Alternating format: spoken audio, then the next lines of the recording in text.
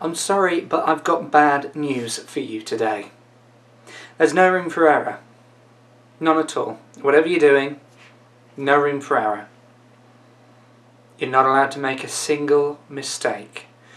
You have got to be perfect. It's rubbish, isn't it?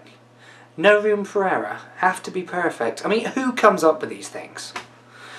But that's how life is at the moment, isn't it?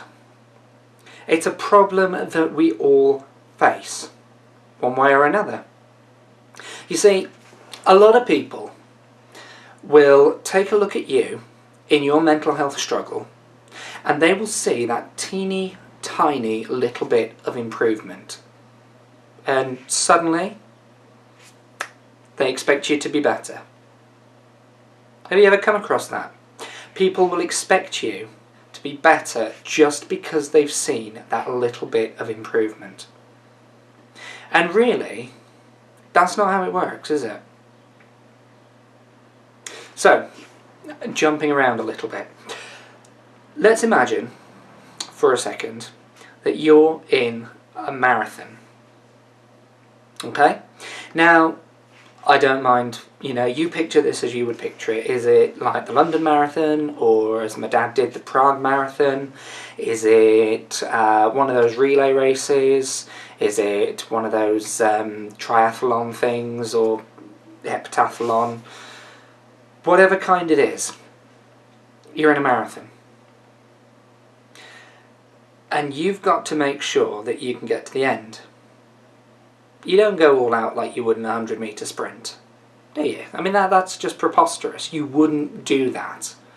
You would take it as slow as you need to in order to make sure you have enough speed and enough stamina and endurance to get to the end of the race. And that right there is what a mental health recovery looks like. It's not a sprint. It's not a sprint. It's a marathon. So in that vein, with that in mind, why do people expect us to be perfect as soon as they see that little bit of improvement? Why do they think that we're better? Because it is a sad fact that people recovering from a mental illness are automatically assumed to be better the minute there's that bit of improvement. And yet that's not the case. We have the potential for relapse, as I've talked about in other in posts and also on the podcast. We also have moments where we're not going to be as good. We're going to have our bad days. And I'm not talking about the kind of bad days that everybody has. Everybody has good days, everybody has bad days. That's part of life. Give me a break. I'm talking about the bad days where you can't get out of bed, where you don't feel like eating, maybe self-harm creeps into it, maybe overeating, I don't know. It's however a bad day with your mental health looks for you. We're going to have them. We are going to have them. But that does not mean we're not getting better. Because that's the bit a lot of people don't see. They don't always see the bad bits. Sometimes they don't always see the good bits. But they think that we should be better because they've seen an improvement. Now, I'm going to level with you. Alright, I'm going to tell you a little secret. It doesn't matter what they think. Alright? It does not matter what they think. You recover in your own time. Nobody else's. Because you're the one running this marathon. You're the one who's got to get to the end. You know how good or how bad you actually are. And yeah, okay, you could have a few more good days than before. you might have a few more bad days than before. Doesn't matter. You're doing the best you can with what you've been given. And if they don't like it, tough. That's not for them to decide. Which makes me think, Lord of the Rings fans, our mental health journeys, okay? We might sit there and we might say, I wish that I was better, and I wish that people who looked at me understood why I'm not better yet. Do you know what's coming yet? I'm sorry, it's an awful impersonation, but so do all who live to see such times, but that is not for them to decide. All you have to do is decide what to do with the time that has been given to you. I know I said it's awful, the beard's not long enough, the hair's not long enough, I haven't got a pointy hat. And it's not the time that's been given to you, it's the circumstances.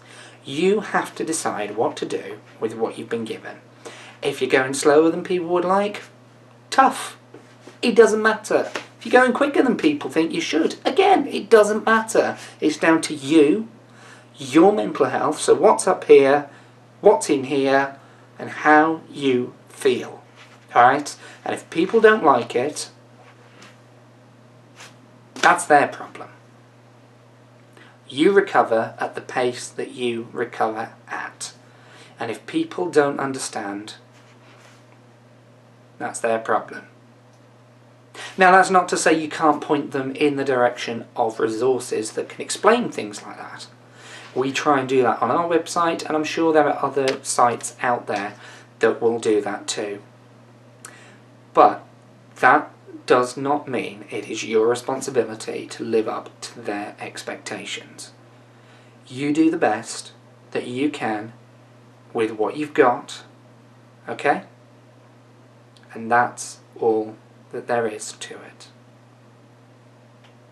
Now that's all from me. Thank you very much for watching. Just a quick shout out to our patrons. I would do that, but the note that I've got written down, because I have to write these things down. I'm hopeless with names. I do better with faces. That just fell off the camera like 2 seconds ago, so yeah, but I'm not going to edit it out because you've got to have a bit of fun. You've got to have the gaffs in there too. But ever such a big shout out to our patrons, Samuel, Louise, Luce, Samantha, Cheryl, Yeetsun, Shirley, Tamara and Alex. Thank you for everything that you do. We really do appreciate your contributions. If you want to get involved and want to find out more, the link is here in the bottom of the video. Just follow that website, and the link's in the description as well. You'll be able to find out much more. And for the record, there's some behind the scenes content, an upcoming post and a rough draft all gone up in the last week and in the next coming week as well. So if you'd like to get your hands on some of those things, then by all means do go ahead and find out more. Alright, but you have a good week, take care of yourselves, and I'll catch you next week.